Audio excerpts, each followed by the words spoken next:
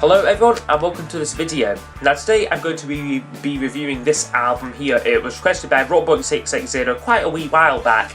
It is Mudcrutch 2.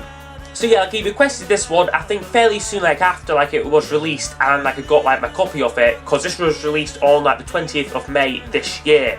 So the reason why I didn't review the album back then was because I had done a few Tom Petty videos. I think I had done Down the Torpedoes and Into the Great Wide Open album reviews. So I didn't want to do this one too soon after those ones. So I thought that I could give it about a month or so, let the album grow on me, let it settle, let me form a proper opinion of this, and then give my thoughts on it at a later date. So yeah, a bit of background about Mudcrutch in case you don't know who they are. Of course, I'd imagine that if you're watching this video, you probably do know who they are. But anyway, they were formed in 1970s, the early 70s, and they consisted of the members Tom Leedon, Randall Marsh, Mike Campbell, Ben Montench, and a guy called Tom Petty, who you may or may not have heard of. In the early 70s, they issued a couple of singles. Those Depot Street and a song called I Can't Fight It, which is actually a really good song. If you take something away from this video, go and check that song out because it's a fantastic song. And you probably should have tried it again for one the Tom Petty and the Heartbreakers early albums, because it is a fantastic song. But anyway, back to Mudcrutch. And those songs did not have any chart success. Both failed to chart. So the record company decided to split the band up because Mudcrutch, it's not the easiest band name to really market. So they split the band up but wanted to keep Tom Petty as a singer, songwriter and guitarist. They wanted to keep him, but they didn't want the Mudcrutch band name with him. So when it came for him to do his first solo session, he brought along two of the Mudcrutch guys, Ben Montench and Mike Campbell, plus two other guys, Ron Blair and Stan Lynch. And together they were Tom Petty and the Heartbreakers for the next 30 years or so. And the other two members, Tom Leedon and Randall Marsh, very much faded into obscurity. However, fast forward now to 2006 and the making of this documentary here, Running Down a Dream, basically a documentary on Tom Petty's life and career. And of course in that there is a segment on the Mudcrutch years.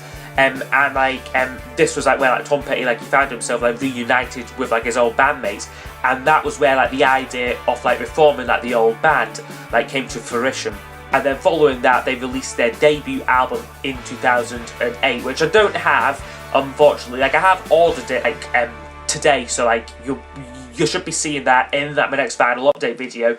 But for what I've heard of it, and what people have said about it, they say it's quite similar to their 2010 album, or Tom Petty's 2010 album Mojo, which is probably one of my least favourite Tom Petty albums. So I might not like Mudcrutch 1 very much, but I've still bought it. I'll still give it a chance. I'm very much a completist on Tom Petty's studio albums.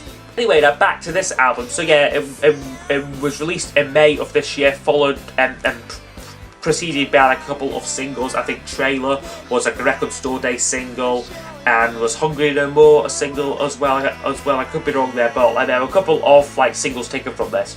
As far as commercial success though, this didn't do too great. It did get to number 10 in the US though, which was pretty good. However, in the UK it only reached number 62, which isn't very good. I mean, I know that they are an unknown band. I mean, Mudcrutch, most people are very unfamiliar with them, so I wasn't expecting this to do particularly well. But yeah, it has pretty much faded from both the UK and US charts by this point. And it's only a couple of months after the release. But anyway, I'll just show you the vinyl copy, what I have here.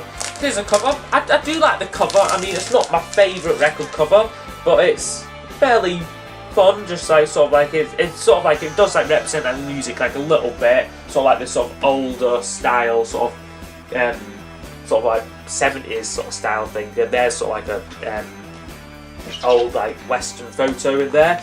And back of it is just the song titles and credits, and that they could have done a little bit more with the back cover, I feel. And same thing here with the inner sleeve here. This is just a photo thing, bit pointless. I mean, it's a nice photo, but it doesn't really add too much to the packaging.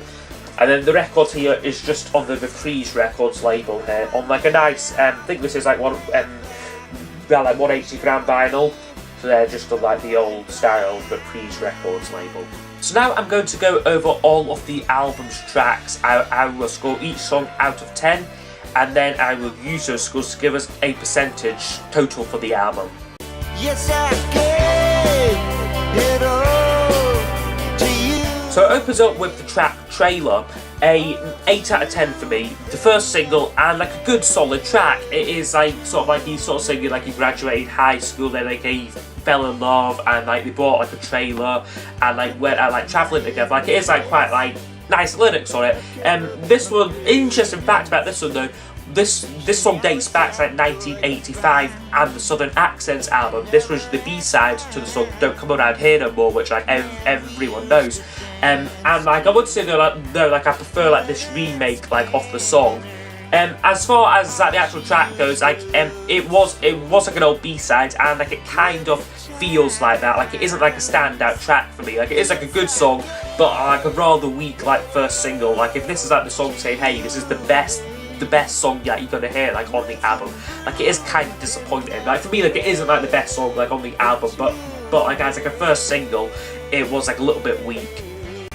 I get dreams of flying. Similar sort of thing with like the next track, Dreams of Flying, which I'm giving a 7 out of 10 to. Another decent song, not too different though from the owner. Like it's very much like the same sort of style, same sort of speed as well, like what it's going at. And like again, like average lyrics like on like this one, like as well. Like there's nothing like, they're not too creative or like not like heartfelt and that. They're just sort of like he's just sort of saying like he dreams that he could fly and like that. And like we have already heard stuff like that like from Tom Petty before. I think you know what song I'm talking about. So like yeah, a good enough song really. I mean like it has like a nice chorus, so like I get Dreams of Flying, like I quite like that bit. But again, it is just like another rather average mid-tempo acoustic bass song, quite similar to like the Wilburys sound and that. Like it is quite good that like he is like revisiting that sort of style. But like 2 tracks like in a row, like it does become like a little bit monotonous.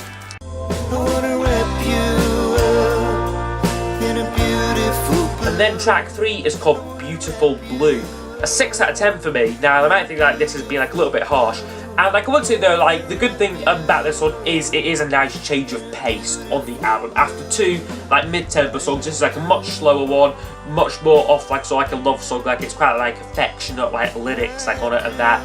Doesn't really like excite me though, and like it does drag on. 6 minutes and 36 seconds off this track, and like it really doesn't go like anywhere. Like it is like it's a pleasant song, but it isn't that like spectacular for me. Like it just sort of like is very average. It's a beautiful world. It's a holy time. But then after that, the album picks up again though with a song called Beautiful World, and I'm giving this like an 9 out of 10. This is the first song not written or sung by Tom Petty. This is actually sung by like the drummer Randall Marsh, and he does a great job like with like the vocals like on this. Like of course like Tom Petty does help out with like the chorus harmony, but it is mostly Randall Marsh singing, and like it is like a great song, great like optimistic lyrics like hey, like it's a beautiful world, like let's like go outside, I can explore, like again like that sort of thing. And like yeah, like, it is like one of like my personal favourites like on the album. Like if like I was to choose a favourite song, I would definitely say this one would be my favourite. Never give it all. And our closing side one, we have one of the weakest ones on the album, another Tom Petty one actually, would you believe it? It is a song called I Forgive It All. Much slower, acoustic, stripped down song. Does have some nice lyrics to it. Like I find it is like quite like Bob Dylan-esque. But for me though, like the actual musical track, it really doesn't go like anywhere, and like same sort of thing like lyrically as well. Like there are some like nice like wee phrases and like words in there, but as far as like an actual song and like a piece, like it is like rather forgettable.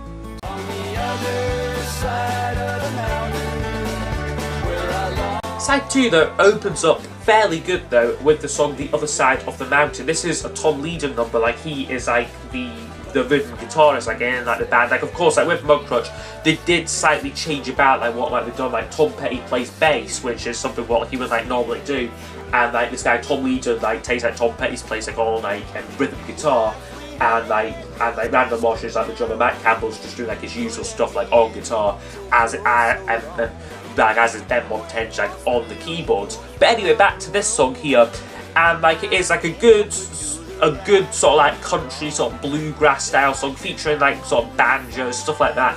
Isn't really like my favourite style of like music. Like it is like a little bit annoying, shall I say, but the actual song itself like it is like a good track. Like it's quite catchy, quite a harmless song. So yeah, like I would give that one a 7 out of 10. You give me hope, you give me violence. Then we get a song called Hope, which is a Tom Petty number, and I would probably say is one of his strongest on the album. It is an 8 out of 10 for me, and like it is like just a good like little rocker. Good organ on it as well, played by Ben Montaigne. Really works. Nice like middle guitar bit, what like really like breaks up like the song. Not too much like else to say like about it. Like lyrically, like it's a little bit average, but for like the actual song, like it is like a good rocking track. Welcome to hell, population of me. Third track into side 2 is called Welcome to Hell, and like this one is like written and sung by like the keyboardist Ben Montaigne, who like we would never normally hear from. Like on like most like Tom Petty and the Heartbreakers albums, he's just normally sitting there quietly banging away like all like the organ. So it is nice to see him coming out like with like this really great song actually. Like it is a little bit more basic, so like rockabilly number, quite like Jerry Lee Lewis sort of style of the track. But it is good that like he is like giving time to like the other band members for like their own songs, which I think like really works like with like this sort of side project. So yeah, like as far as like the track, like it is like good. It's only 3 minutes long, so like it does pass like quite quickly. Like it is like a good fun track, I'd say. And you know me better now when you see I'm in the middle. Same kind of thing though with the next one, a track called Save You Water, like another Tom Petty number. Again, quite a short song, but pretty average though. Like I do like the chorus though, but it is quite a boring sort of mid-tempo song. Quite like easy listening. Like it isn't like a bad song necessarily, but it just doesn't really like excite me too much. So I'd give it a 7 out of 10 because it is good, but like nothing amazing. Give me one more chance. I'm just a victim of circumstance. So the next one is called Victim of Circumstance, a 7 out of 10. This is Mike Campbell's song on the album, and like again is like quite unique in like the way on like most like Tom Petty albums like we wouldn't normally have a song from Mike Campbell, so it is nice that he gets his own song. However, for me it isn't really like all that amazing. Like it is like a good song like out like the end of the day, but like it's just not very characteristic. Like it's like a decent rocker, but isn't like all that amazing.